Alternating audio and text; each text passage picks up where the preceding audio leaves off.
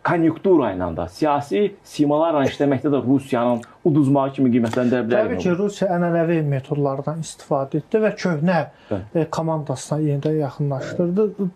Sabiq prezident Igor Dodonun ümumiyyətlə Moldovada mənfi imici var. Çünki onun hakimiyyəti dövründə kifayət qədər korrupsiya, yoxsulluq, demək olar ki, Moldovanların köçü oldu. 3 milyondan artıq Moldovan var. İndi bu günləri 2,4 milyondan da az Moldovan qalıb. 2 milyon civarında. Bəli. Bundan əlavə Rusiya təbii ki, Igor Dodonun və onun ətrafına kifayət qədər maliyyələr də verdi. Hətta Telegram kanalları da bu istiqamətdə kifayət qədər aktiv oldu. Sadəcə olaraq Moldovan xalqı, bayaq dediniz, tamamilə qərb siyasətinə üstünlük verdi. Çünki Rusiya Moldovanda yeni bir lider ortaya çıxara bilmədi. Çünki həqiqətən də tükənib. Buna görə də necə Ermənistanda Ser Sarkisyan, Robert Koçaryan hakimiyyətdə olub, xalq onlara dəstək vermədi. Çox bənzər situasiyadır. Eyni konkret olaraq Moldovada da o. Əgər Dodondan əlavə yeni bir lider ortaya çıxarsaydı Rusiya... Yeni liderləri də var, yəni bət qazana bilmirlər. Bət qazana bilmirlər. Və o liderlərdə yenə Dodon, yəni Rusiyaya bağlı o qrupların təsirindədirlər. Daha çox etibarlıdır və ona görə də Rusiya burada məğlub oldu. Və həmçinin burada təkcə Rusiya və Moldova cəmiyyəti arasında bu rəqabət deyildi, münaqişə deyildi siyasi. Bu qərblə Rusiya arasında burada çox ciddi şəkildə geosiyasi bir rəqabət gedirdi, münaqişə gedirdi. Ukraynada bunlar əllərinə silah alıb döyüşürdü. Nəüşdə geosiyasi mübarizə uğrunda. Moldovada isə bunu seçkilərlə həyata keçirdilər. Qutuda mübarizə getdi və Avropa İttifaqı da kifayət qədər milyarlarla pul qoydu bu seçkidə. Rusiya qüvvələrini məğlub etmək üçün Rusiya da pul qoydu. Sadəcə olaraq dediyimiz kimi Rusiyanın Moldova xalqına nə verəcək? Bu günləri həqiqətən də Moldova əhalisi, Z nəsli artıq dünyaya baxışı, Rusiya Ukraynaya qarşı həyata keçirdiyi müharibə bundan artıq dolğun məlumatlıdırlar və onlar hesab etdilər ki, Dodon gəlsə, Rusiya gəlsə bizə nə verəcək?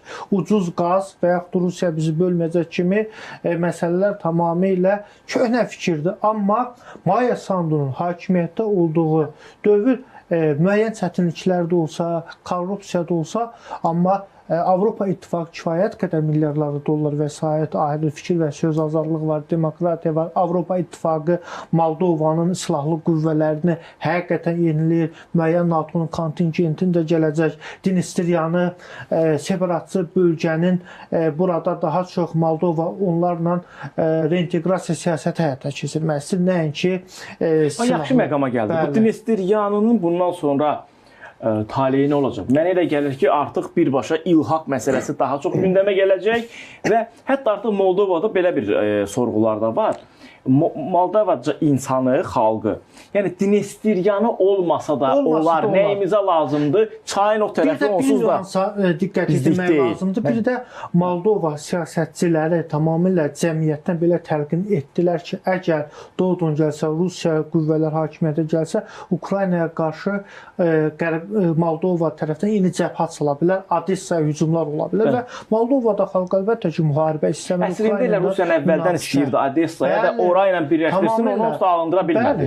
Ona görə də əgər Dodon gəlsəydi hakimiyyətə, mən tamamilə əminliklə deyirəm ki, Dnistriyanı ərazidən Ukraynaya qarşı yeni cəbhə açılacaqdı Odessanı işğal eləmək üçün. Və təbii ki, Avropanın da təhlükəsini təhdid edəcəklər. Avropa İttifaqı da məhz Moldova əhalisi də buna imkan vermədir və geosiyasi rəqabətdə Rusiya qalib gəldi. Əgər Rusiya qalib gəlsəydi, bu Ukrayna məsələsini də çətinləşdirə bilərdiniz. Postsovet məkanına da müəyyən təsirlər ola bilərdi. Bizim üçün Moldovadakı seçkiləri bax bu qədər müzakirə etmək səbəbi, bizim üçün əhəmiyyətli olan tərəfi, bizim yəni orta statistik Azərbaycanlı üçün Moldova yəni belə də artıq çox uzaqda və bizə aidiyyatı olmayan bir ölkədir. Amma biz niyə bundan danışırıq? Biz artıq yeni dünya nizamından danışırıqsa, dünyanın qütbləşmə deməyək, yenidən bölünməsindən danışırıqsa, yeni dünya nizamında postsovet məkanı taleyindən danışırıqsa, yəni bu da həll edici bir məqam idi. Yəni Ukraynada Rusiya Ukraynada qısa müddətdə istədiyindən nail olsaydı, tamam başqa bir reallıqda, hətta biz Qafqazda və Azərbaycanda biz yaşayacaqdıq və dünya da tamam başqa cür olacaqdı və indi isə onun belə olmadığını biz görürük. Yəni proseslər ləngiyib və yaxud da ki, ləngimiş kimi görsənir, kimlərsə fərqli şəkildə bundan istifadə edir və biz də etiraf edirik ki, bundan çox gözəl şəkildə istifadə edirik. Seçki. Yəni Rusiyanın güc yolu ilə hansısa müharibələrlə filan məsələsi deyirlər olmasaydı, Ukraynaya bu formada girməsəydi, müharibəyə qədər Ukraynada apardığı ictimai rəylə oynamaq, siyasi vasitələrlə hakimiyyəti elə götürmək formasını inkişaf elətdirsəydi, uğur qazanardı deyənlər ki var. Və onların argumentləri Moldovada çürüldü, yerlə yeksan oldu. Niyə görə? Deməli, Rusiya o istiqamətdə də geriliyib. Yəni, müasir TikTokla filanla, biz bunların hamısı səbəblərdir. Əslində, insanların düşüncəsinin Rusiyaya qarşı dəyişməsindən söhbət gedir. Azərbaycanda birmənalı şəkildə ictimai rəy hər zaman Rusiyada gedib orada işləyib yaşayanlarımızın belə bərabər hüquqlu, gözəl, yaxşı qonşuluq səviyyəsindədir. Biz yenidən Rusiya ilə birləşək deyil. Vaxtıyla çoxlu rusların yaşadığı Qazaxıstan var idi. Özbəkistanda ruslar yaşamasaydı belə Rusiyanın təsiri var idi. Onlarda belə ictimai rəyə Rusiya artıq təsir eləyə bilmir. Biz bunun hamısının nə dərəcədə real olduğunu, bu danışılan fikirlərin də real olduğunu Moldovada görmüş olduq. Buna görə də biz bundan danışırıq. Ümumiyyətlə, bir-iki cümlə də siz bununla bağlı fikirlərinizi bildirin. Biz digər bu Qəzza məsələsindən keçərik. Bundan sonra Rusiyanın siyasi qeyri-sabitlik yaratma Moldovada imkanı qalırmı? Mən düşünürəm ki, yəni müxalifət kontekstində bəli eləyəsiniz. Mən düşünürəm ki, olmayacaq. Artıq çünki Rusiya bundan sonra öz veşlərini, öz çamadanlarını götürüb Moldovadan çıxmalıdır və həmçinin Dnestryanı ərazilərdən də öz dırnaqarası sülhməramlı kontingentini, hərbiçilərini çıxarmalıdır. Çünki Avropa İttifaqı və NATO kifayət qədər Dnestryanı əraziyə çox ciddi şəkildə təzyiqlər edəcəklər. Yəni proses bundan ibarətdir. Ona görə də dünənləri Valda diskussiya klubunda Rusiya prezidenti Vladimir Putin çox ciddi şəkildə isteriya idi. Qərbə meydan oxuyurdu dırnaq arasında. Həm meydan oxuyurdu, həm də Putinə bir reveranslar da var idi orada. Trumpa. Bəli, Moldovada artıq Moldovada məğlub olub və Moldovadan da çıxmalıdır. Bu seçkilər də göstərdi ki, Avropa İttifaqı bu məsələdə Rusiya qalib gələcək və Rusiya öz artıq fikrini bildirməlidir. Dediyiniz bundan ibarətdir ki, Rusiyanın siyasi, ictimai, ondan sonra siyasi proseslərdə iştirak məsələsi tam iflasa uğradı. İndən sonra nə edə bilsə ancaq hərbi yolla eləyə bilər. Hərbi yolla da mümkün deyil. Ancaq Ukraynada qalib gələrsə ondan sonra Moldova. Niyə? Müharibə gedə-gedə. Dnestryanına bir ara, nə bilim, düz Rus telegram kanalları bunu deyirdi. Xüsusi desantlarla əskər tökəcəyik, oradan növbəti bir... Onu edə bilməz. O ikinci cəbhənin açılmasıdır və burada Rumuniyada müharibəyə qoşulmadı. İndi bir şey də var da. Rumuniya yox. Bununla bağlı bir ikinci cəbhənin açılması ehtimalına bağlı Zelenskidə həyəcan təbiri çalmışdı. Sonradan deyilər ki, o ikinci cəbhənin açılması ilə Moldavanın, siz dediniz ki, Rumuniyanı falan bura cəlb etməklə fikirdir. Amma indiki mərhələdə düşünmürəm ki, Rusiya Dnestryanı ərazidən Ukraynaya qarşı ikinci cəbhə aça bilər. Ukraynaya yox. Bəli. Aydındır. Yəni belə qərbə qarşı ikinci cəbhə aça bilməyəcək. Necə Ermənistanda heç nə eləyə bilmədi. Bəli, heç nə eləyə bilmədi. Moldovada deyilənə görə Köçəryanı çağırıb deyiblər ki, biz sənlə bizim işimiz yoxdur. Bir qalıb indi burada biz obyektiv təhlil aparırıq. Bizə ümid olmaq qalıb Gürcüstan məsələsi. Bunun pis tərəfi də var. Bəli. Bunun pis tərəfi də var ki, deməli Paşinyanla necəsə bir dil tapıblar. Artıq Paşinyan həm də onların adamı olma ortaq bir məxrəcə gəliblər. Gürcüstan məsələsini bura qatmayaq. Gürcüstanın niyə görə? Ümumiyyətlə Gürcüstanda ayrı situasiya. Gürcüstandakı elə bilirlər, məsələn deyirlər ki, Gürcüstanda Rusiyapərəst qüvvələr qalib gəlib. Rusiyapərəst deyil. Yox, Rusiyapərəst. Gürcüstan özü başa düşdü ki, bir mənalı şəkildə, bir qütblü şəkildə Avro-Atlantikaya inteqrasiya yolu onların region və regionun onlara verdiyi üstünlüklərini itirməsinə gətirib çıxarıb. Onlar başa düşdülər ki, burada hamı ilə bərabər hüquqi siyasət aparmaq lazımdır. O da onlar da Gürcistan sapında deyil. Hə, onlar da bunu, yox, Azərbaycan onlar da istədilər ki, bunu eləməyə, onda da baxdılar gördülər ki, Avropa Birliyi və yaxud da ki, elə digər Avro-Atlantik məkanına daxil olan dövlətlər bu baxımdan Rusiyadan da betər belə totalitar və belə dogmatikdirlər. Ya bizlənsən, ya heç kimlə. Və bu da bir məsələni mən icazənizə əlavə edeyim. Avropa İttifaqının 2021-ci ildə qəbul etdiyi Global Gateway təşəbbüsü var. Həmin Global Gateway təşəbbüsündə Moldovaya xüsusi bir bənd, xüsusi bir istiqamət həsr olunub. Məhz Moldovanı Rusiyanın mümkün iqtisadi, siyasi təzyiqlərindən qorunmaq, necə eləyək ki, Dnestriyandan asılı olmasın, Dnestriyandan gələn elektrikdən. Biz Moldovanın əsas elektriki oradan ən böyük problemi odur. Su elektrik stansiyası, çay oradan keçir, Dnestr çayı üzərində su elektrik stansiyaları var. Həmçinin istiliyi elektrik stansiyaları, çünki onda soyutmağa çay suyu lazımdır. Necə eləyək ki, Moldova Kişinyov Dnestryanının dolayısıyla Rusiyanın siyasi, iqtisadi təzyiqlərindən asılı olmadan mövcudluğunu sürdürə bilsin sualına həmin o Global Gateway təşəbbüsündə böyük həm maliyyə ayrıldı, nəzərdə tutulmuşdu, həm də dəstək. Bax, bunun həyata keçirilməsi də Moldovanın bu qədər sərbəst davranmağına keçirdilər. Onu necə? Məsələn, elektrik şəbəkəsinin alternativini Rumıniya üzərindən qurdular. Yəni ən böyük, yəni ki, onlar üçün ən böyük riski orada həll elədilər. Düzdür, deyilənə görə 70-80%lik bir məsələdir. Burada da niyə görə Moldova rahatdır? Çünki yerdə qalan o 20% belə deyək, lap 30%lik ki, o risk var. Dözmək də olar. Ona dözmək yox. Yəni onu qapadanda, o prosesi qapadanda ümumiyyətlə Dnestryanı bölgənin özünün də elektrik şəbəkəsində problem çıxır. Yəni bunu düşündülər və elə bir çıxış yolunu tapdılar ki, bunun, yəni o riskli bölgənin özünün də o bir bu inteqrasiyanın həm də əsasına qoydular. Yəni bunu düşünüb bu prosesi həyata keçirəndə Rusiya ancaq buna tamaşa elədi. Və bir də çox maraqlı məsələ, Igor Dodon seçkidən qabaq deyirdi ki, əgər biz qalib gəlməsək, bu deməkdir ki, seçki saxtalaşdırılıb, olub və mən sizi mitinqə çağırıram.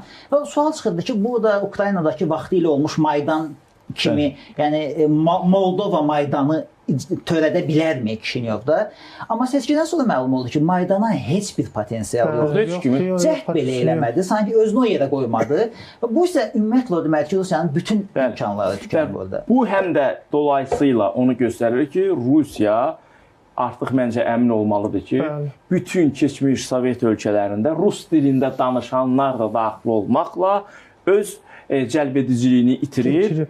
Onun Salavyovlarının, nə bilim, Mardanlarının, Z-blogerlərinin, o məşhur Zatulin daxil olmaqla o tipdə olan Valuyevlərinin belə dediklərini eşidib başa düşənlər də bunlara inanmırlar və yaxud da ki, fikrə təsiri yoxdur. Bəli. Ukrayna müharibəsi Rusiyanın nədən və hansı siyasətə malik olduğunu bütün indi qlobal əsrdə hamının əlində telefon var, sosial şəbəkəyə girib baxır və rusların dırnaq arası nəyə qadir olduqlarını, hansı siyasətə malik olduqlarını bütün gənc nəsil hamısı görür və ona görə də ruslara rəğbət tamamilə sıfırlanır. Bəli, bizim hal-hazırda məlum bütün hadisələr filan rəğmən Rusiyanın daxilində ictimai sabitlik istəyirik. Rusiyada yaşayan hər kəsin, bütün millətlərin, başda da rusların normal, yaxşı yaşamasını istəyirik və Rusiya hakimiyyətinin də Rusiya xalqının seçkisi ilə hakimiyyətdə olduğunu inanırıq və bütün bunlara rəğmən Azərbaycan və Rusiya münasibətlərinin qurulmağını istəyirik. Bunları qoyaq bir tərəfə və yəni məncə bu məsələdən yetəri qədər danışdıq. Və bizim üçün önəmli olan burada nədir? Bizim gəldiyimiz qənaət nədir? Azərbaycan dövləti və onun rəhbəri bütün istiqamətlər üzrə hər şeyi əvvəlcədən ölçüb, biçib və hal-hazırki yəni istiqamətlərə doğru getməyimiz də yəni boşu-boşuna deyil. Boşu-boşuna deyil. Moldovanın belə möhkəm dayana bilməyində Azərbaycanın da payı var. Bəli, yəni bu nümunə hər kəsə bu və ya başqa şəkildə ilham vermiş oldu. İndi keçək Qəzza məsələsinə, Yaxın Şərq məsələsinə. Orada da maraqlı, yəni İsrail tarixində dövlət kimi mövcud olduğu tarixdə ilk dəfə dünya ictimai rəyində, dünya insanlarının fikirlərində fərqli bir obraza gəlib çıxıb, bu haqda da danışmışıq. Artıq İsrail Fələstin məsələsinə laqeyd olan sıravi, pasifist insanlar belə, ümumiyyətlə siyasətlə maraqlanmayan insanlar belə antisemitizm formalaşır, getdikcə antisemit deyə biləcəyimiz belə şəraitə gəlib, şəkilə gəlib çıxırlar. Bu anda isə İsrail geri çəkilmir və Trump da Netanyahu ilə görüşdü. Biz düşünürdük ki, fərqli bir şeylər olacaq. Görüşdən belə nəticəyə gəldi ki, Netanyahunun Amerika Birləşmiş Ştatları siyasətində, siyasi elitasında hətta Trump və onun təmsil etdiyi qüvvələr üzərində böyük təsir imkanları var. Lobby, bir çox şeylər. Hətta Fed kontekstində belə və onlar eyni şeyi dedilər və bir fikrə gəldilər ki, Qəzzanı bu və ya başqa şəkildə boşaldaq. Bu bunun açıq-aşkar ifadəsidir, amma onu fərqli şəkildə güya humanitar böhranı aradan qaldırmaq istəyirlər. Ümumiyyətlə nə oyun gedir orada? Təbii ki, yaxın şərqdə Qəzza məsələsində bir növ Benyamin Netanyahu istədi ki, Həmas məsələsinə Fələstinləri terrorçu kimi dünyaya nümayiş etdirsin və orada çox ciddi şəkildə həqiqətən də hərbi cinayətlər, hərbi böhran həyata keçirildi. Amma indi bu günə Benyamin Netanyahu etdiklərini dünya artıq İsraillərə qarşı adi ondan sıravi İsrail vətəndaşı da yahudi də əziyyət çəkir. Benyamin Netanyahu Qəzzada etdikləri təbii ki, yaxın şərqdə oyun ondan ibarətdir ki, Qəzzada Həmasın hakimiyyətdə olması təbii ki, həm Donald Trumpın və İsrailin nəzərdə tutduğu Hindistandan gəlmə baharat dəhlizinə konkret olaraq mane idi. Həmçinin Qətərdən Aralıq dənizi Avropaya daşınacaq qaz boru kəmərinə mane idi Həmasın orada olmağı. Həmçinin çünki Həmas İranla bağlıdır və bu İranın şərqlə qərb arasında nəqliyyat marşrutunun qarşısını kəsirdi. Həmçinin İranın qazı satılmır. Qərbə təbii ki, İran istəməzdi ki, Qətərdən qaz boru kəməri çəkilsin. Həmçinin Rusiya da burada maraqlı deyildi. Qətərdən qaz kəməri Avropaya çəkilsin. Rusiyanın anti-İsrail mövqeyinin səbəbləri də bu. Bəli, bundan irəli gəlirdi.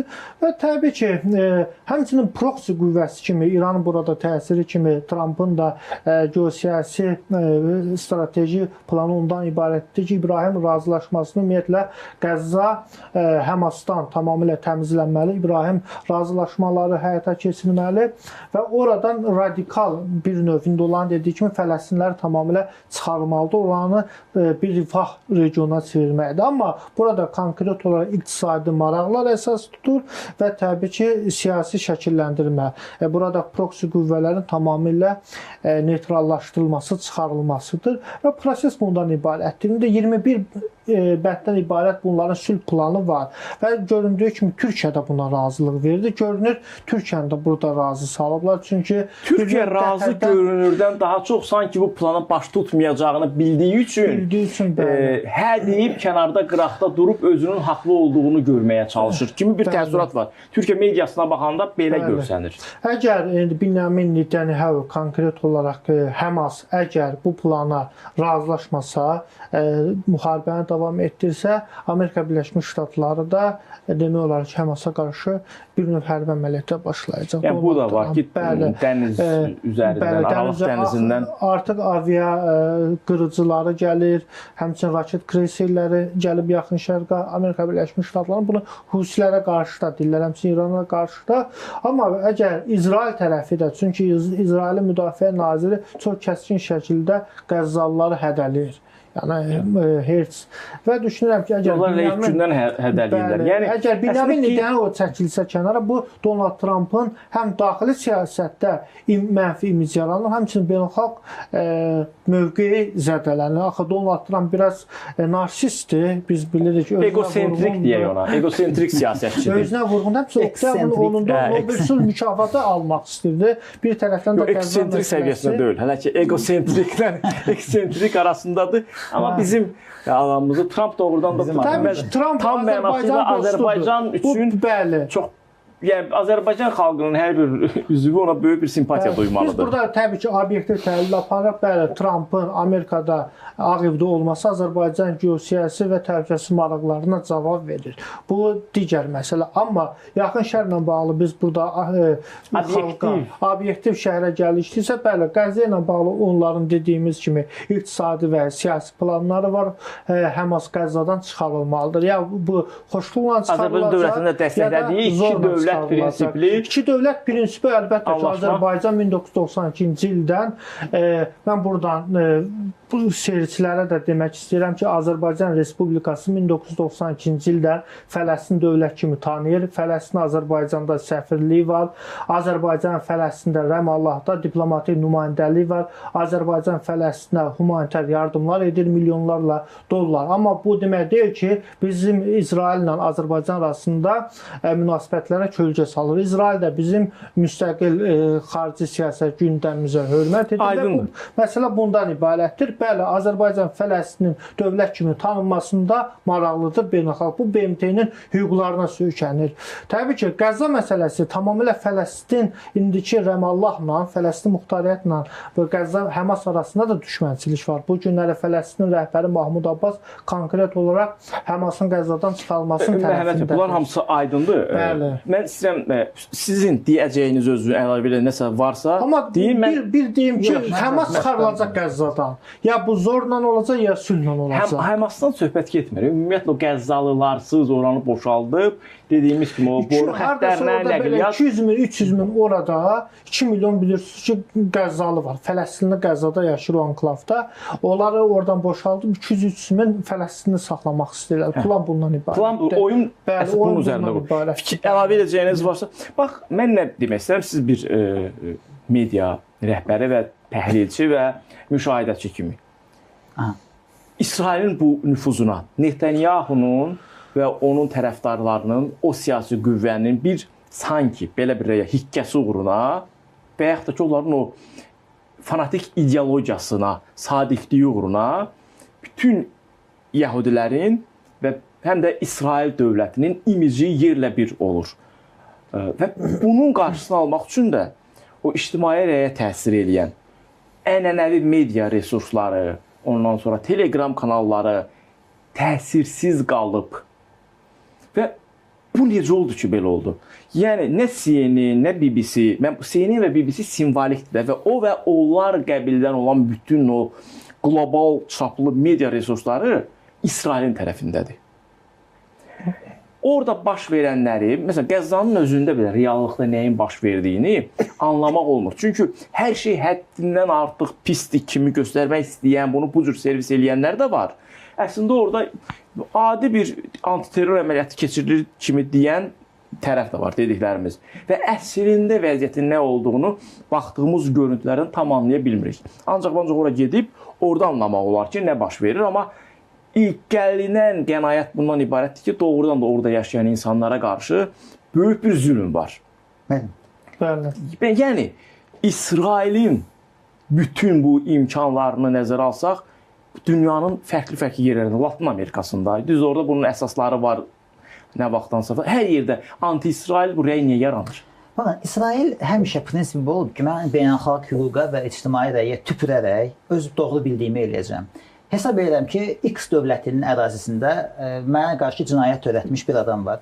Müraciət eləməyəcəm, birgə əməliyyat keçirməyəcəm, öz kəşfiyyatımı göndərəcəm, onu tutub gətirsinlər. Bu ilk dövlət qurulandan etibarən nasistlərə qarşı əməliyyatlar var idi, Massadın həyata keçirdiyi. Eyni taktikanı olduğu kimi davam etdirirlər. Bu 70-ci illərdə hardasa dünya mediası bunu həzm elətdirə bilirdi ictimai rəyə. 80-lərdə zəifləmişdi, amma artıq yəni mən ictimai rəyə tüpürə istədiyimi eləyəcəyəm taktikası keçmir. İsrail burada artıq geri qalmağa başlayır. Dünyada fərqli bir nəsil yetişib. Artıq onların həmin o dediyimiz CNN-lə, BBC-lə bunların formalaşdırdığı bir nəsil deyil. YouTube-la, misal üçün, TikTok-la və YouTube-da az qala hər reklam rolikinin əvvəlində Qəzzada az qalan uşaqların görüntüləri, biz burada ölürük, biz acıq, bizə yemək... Bax, bu çıxır qabağa. Bax, burada çox gözəl bir məqama gəldiniz. Mən nəyi anlamağa çalışıram?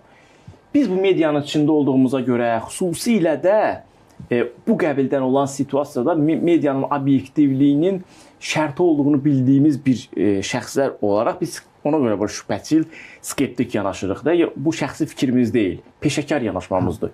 Yəni o dediyiniz o videolar filan, bunlar hamısı səmimi, sıravi insanların yaydıqları, yoxsa bu da hansısa bir mərkəzdən idarə olunur? Əlbəttə ki, bunlar da hansısa bir mərkəzdən idarə olunur. Sadəcə o mərkəzin taktikası artıq İsrailin ənənəvi taktikasını üstələyir. İsrail uduzur, ictimai rəylə işdə uduzur, metodları çox köhnəlib. Dediyim kimi 80-ci illərdəki kimi dünya ictimai rəyinə tüpürüb istədiyi eləmək olmur və İsrailə qarşı ictimai fikir dəyişir. Bundan əlavə, misal üçün İspaniyadan çıxıb Qəzzaya yardım aparan gəminin, Greta Thunbergin başçılığı idi. Yer gəlmişkən bu ikinci cəhd idi.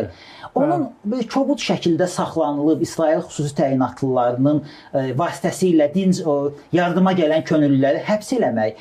Buna nə ehtiyac var? Bununla kimə nəyi göstərmək? Kompromissiz olduğumuzun göstəricisi. Kompromissiz olduğunu göstərmək. Təbii Greta Thunberg ictimai rəydə bir qədər eksentrik də olsa, hər halda pozitiv fiqurdur. Hiss olunur ki, yəni bu bəşəriyyətin xeyrinə çalışan adamdır. Biraz problemləri olsa da, psixologiyası bir tərəfə qəribə olsa da, hər halda bəşəriyyətin xeyrini istəyən insandır ki, kimi obraz var. İsrail heç nəyə baxmayaraq onu həbs eləyəsə və bu adam yardıma gəlib. Sual çıxır ki, bəlkə başqa taktika daha yaxşı işləyərdi. Qoy getsin Qəzzada hansısa uşağa gətirdiyi ərzaqı versin də. Bununla İsrailin təhlükəsizliyinə bir hədə yaranmır axı. Bax, belə addımlarla İsrail göstərir ki, ey ictimai fikir, mənim haqqımda nə düşündüyün mənim vecimə də deyil, mən sənə tüpürmək belə istəmirəm. İctimai fikir isə artıq bunu qəbul etmək istəmir və onun əks reaksiya, feedback imkanları başqadır. Həm də elə bil ki, biz necə bu saymazlıq bir çoxlarını artıq kinləndirir, bu istiqamətdə onlara motivasiya verir və nəticədə o qartopu kimi bu proses böyüyür. Bu günləri bax, Yunanistan turizm şirkətlərində, Avropanın bir çox otel mərkəzlərində demək olar ki, yahudiləri qovurlar.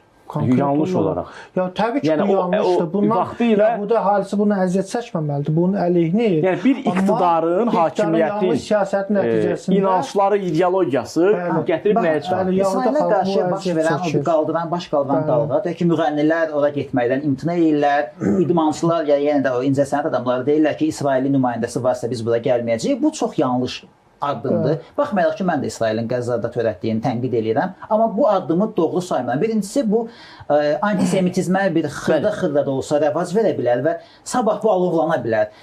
Fanatiklər tutarlar dalğanı, elə bir faciələr törədərlər ki, elə həmin Avropada heç kim bunun qarşısını ala bilməz. Və ikincisi, əgər bir insan İsrailin Qəzzadakı törətdiklərinə birbaşa kömək eləmirsə, maliyyə yardım eləmirsə, o buna görə məsuliyyət daşımalı deyil heç bir halda. Qəribədir ki, Azərbaycanı da fake xəbərlər yolu ilə bu dalğaya sanki qoşmağa çalışmışdılar. Türkiyə üzərindən bu prosesə cəlb eləməyə çalışırlar və yenə də biz necə baxıb görürük ki, yanaşmalar çox köhnə yanaşmadır. Bir ucuna baxırsan, gedir çıxır Rusiyanın yanaşmalarına. O bir ucundan durursan, gedir çıxır İranın yanaşmalarına. Axtarsaq, o qədər açıq-aşkar görsənir ki. Yəni, kimlər paylaşır, o paylaşanlar mənə haradan götürüblər, filan eləyiblər. Çox maraq. Burada biz, bax, ictimai rəyi saymamaq və bildiyimiz texnologiyalarla zora bu axına qarşı durmağa çalışmaq Netanyahu və tərəfdarlarından hal-hazırki Rusiya dövlətinin siyasətini çox oxşar eləyir. Yəni, çox qəribədir. Sadəcə olaraq bu günləri bilirsiniz ki, bir dənə İsraillə münasibətləri demək olar ki, Amerika Birləşmiş Ştatları salır Qərb alyansında. Bugün Avropa dövlətlərinin çoxu Fələstin bir dövlət kimi tanınır. Böyük Britaniyada Anglo-Saks cəbhəsidir. Orada da yəni qeyri-səmimi və zərərli yanaşma ilə, yəni onların yanaşmasıyla dəstək var. Bu Britaniya dirijorluğunda. O da yenə də geosiyasi kontekstdə və dünyanın yenidən bölüşdürülməsi kontekstində olan dəstəkdir və o merkantil belə də merkantil yanaşma ilə dəstəyin özü də ədalətə, beynəlxalq qanunlara hörmətə olan inamı başqa cür sarsıdır. Yəni doğrudan da çox qəribə bir dövrə gəlib çatıb dünya. Amma bir məsələn də deyim, məsələn, orada Qəzzada görürük ki, də video roliklərdən uşaqların acılığı, məsələn, bu BMT tribunalarından da bu şəkillər nümayiş etdirildi, amma həqiqətən də o Erdoğan göstərdi də axırıncı dəfə göstərdi. Amma biz baxaq, Qəzza axı böyük bir coğrafi ərazi deyil. 40 kilometr uzunu var, 10 kilometrdə eni kiçik bir anklavdır və orada da 2 milyon əhali yaşayır. Qəzza şəhərdir, cəmi 2 ya 3 şəhər, 3-4 dənə yaşayış məntəqəsi var. Həqiqətən də İsrail orada demək olar ki, humanitar infrastrukturu dağıdıb, xəstəxanaları dağıdıb və yardımları da kəsib. Yəni bunlar var və orada təbii ki, yardımlar gəlməyəndə də orada humanitar böhran yaranır. Mən demirəm, İsrail əskəri gedib uşaqları güllə vurur. Təbii ki, bu yoxdur. Amma buna baxmayaraq digər mənada orada infrastrukturu dağıtmaqla, azlıq blokada da saxlamaqla təbii ki, orada insanlar əziyyət çəkir, təməl yaşayış yoxdur. İnsan minimumu yaşaması üçün mövcud olan şərait dağıdılır. Bütün dağıdılır. Bunu da İsrail dövləti planlı şəkildə edib Qəzzadan tamamilə Fələstinlərin çıxarılması üçün. Bəli. Və bu təbii ki, bu beynəlxalq hüquqa ziddir və bu İsrail xalqının deyil, bu Binyamin Netanyahu siyasi hərbi kabinetini həyata keçirdiyi, buna mən hərbi cinayət deyərdim. Hətta çox qəribədir ki, bax bu ayrımı ayrılmanı edib, təbliğat da qurulmur və bu da təhlükəsi ondan ibarətdir ki, dünyanın hər yerində yaşayan Yahudini içinə alan bir nifrət vurulğanına çevrilir. Bax, o da çox... Sizdən bir fikir soruşum, yəni çox az bir vaxtımız qalıb. Yəni, biz ictimai rəyə tüpürürük və öz yolumuza davam edirik. Fanatik bir yanaşma ilə davam edirlər. Bu nə vaxta qədər belə gedəcək? Və getdikcə İsrailin içində də insanlar, yəni başa düşürlər ki, bu proseslər bizim yanımızadır. Yəni başa düşdük, biz də istəyərdik ki, iki çay arasında dövlətimiz olsun, nə bilim, arzuladığımız, bizə vəd olmuş bütün əraziləri götürək. Amma bax bu siyasət, bu iqtidarın bu siyasəti bizi təzədən hədəfə çevirir. Tarixin müxtəlif dövrlərində olduğu kimi. Və bu nəticədə hal-hazırki iqtidara, onun iqtidarını itirməyinə, hakimiyyətini itirməyinə təsir eləməyəcək. Bu nə vaxta qədər davam edəcək? Deməli, 6 günlük müharibə vaxtı, o vaxt Amerikanın dövlət katibi Henry Kissinger idi. O da əslən Yahudidir. Golda Meir bundan tələb edirdi ki, bizə bu məsələdə dəstək ver, bu məsələdə dəstək ver, bu məsələdə və bəzən onun tələbi hətta Amerikanın regional maraqlarına zidd olurdu. Axırda Kissinger deyir ki, siz nəzərə alın ki, mən əvvəlcə Amerikanın dövlət katibiyəm, ondan sonra Yahudiyəm və Golda Meir deyir ki, sən də yaddan çıxarma ki, biz Yahudilər sağdan sola oxuyuruq. Yəni sən əvvəl, baxın, niyə bu misal deyirəm? Nə qədər ki, Amerikada Yahudidən daha artıq bir Yahudilik xətti mövcud olacaq, bu siyasətin bitəcəyi görünür. Çünki İsrailin siyasəti son nəticədə gücünü oradan alır. Əgər Amerikanın yanaşması dəyişsə, hətta Netanyahunun kabineti nə qədər aqressiv də olsa, resurslar imkanları müəyyən edir. Gec-tez o da öz siyasətini yumşaltmağa məcbur qalacaq. Yəni gözləyirsiniz buna. Deməli, Yahudilikdə iki cür Yahudi var. Siyasi establishmentə. Birinci Yahudilər, onlar ərazilərin genişləndirilməsini Tövrata uyğun olaraq bu istiqamətdə siyasət həyata keçirilər. Nil çayından ta Fərat Dəclə çayına kimi onlar hesab edirlər ki, bu ərazilər vəd olunmuş torpaqlardır və İsrail dövləti yaradılmalıdır və onlar bu günləri hakimiyyətdədir. Binyamin Netanyahu onların məhz əsas simalarından və hakimiyyətdədirlər. Bu günləri aparılan siyasət odur. Amma ikinci tip Yahudilər, bunlar qlobal Yahudilərdir. Bunlar daha çox, siz dediniz, FED-də, Amerikanın maliyyə sisteminə, siyasi sisteminə nəzarətlər. Bunlar daha çox beynəlxalq siyasi sistemin, maliyyə sistemi əllərində saxlamağa çalışırlar və təəssüf ki, bu günləri Yaxın Şərqdə, Qəzzada, İsraildə həyata keçirilən bu hərbi cinayətlərin başında məhz indiki bu vəd olunmuş torpaqlar ideologiyası daha dindar kimi deyək. Mühafizəkar kəsim hakimiyyətdədir. İsrailin o dindar kəsimi var. Onlar o qədər radikal, o qədər fanatikdirlər ki, İranın ən qatı şiəsi ona baxanda normal sivil adam təsiri bağışlayır. Ən belə o aqressiv qatı şiə belə. Siyasiləşmişi. Yəni şənbə günü əlimi ağdan qarıya vurmayıb oturacağam.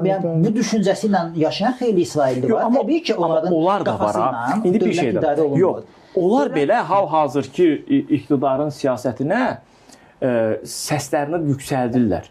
İndiki xətt tamamilə onların fanatizmi tamamilə başqa cürdür. Onlar sekulyar, dindar, fanatik bir şeydirlər. Nəsə, yəni onun təsdiqatda yeri yoxdur. Netanyahu hakimiyyəti heç də onların iradəsini əks elətdirən bir hakimiyyət deyil, yox. Bu daha çox qlobal maraqların sayəsində ortada olan hakimiyyətdir. Siz dediyiniz, o var idi, o əlim ağdan qararlar var. Onlar pasifistlər. Bəli. Yəni onlar ümumiyyətlə müharibə istəmirlər. Onlar tərk Sonra edir. hərbiyə də getmir. Hə, biz vəd olunmuş torpaqlar falan anlayışını onlarla biz vəd olunan buradır və biz yaşayırıq. Bu vəd olunmuş torpaq ideologiyası üzrə istəyirəm. Sadəcə olaraq Donald Trumpın Ağ Evdə olması Benjamin Netanyahu necə deyirlər, siyasi maraqlarına işlədi və bundan sui-istifadə edərək bu əməliyyatları həyata keçirir. Çox xəbər bir şey deyim. Bu Qəzza ilə bağlı təklifdən dərhal sonra nə baş verdi? Pete Hegseth, Amerikanın müdafiə naziri, müharibə naziri, Trumpın nazirliyinin adını dəyişib.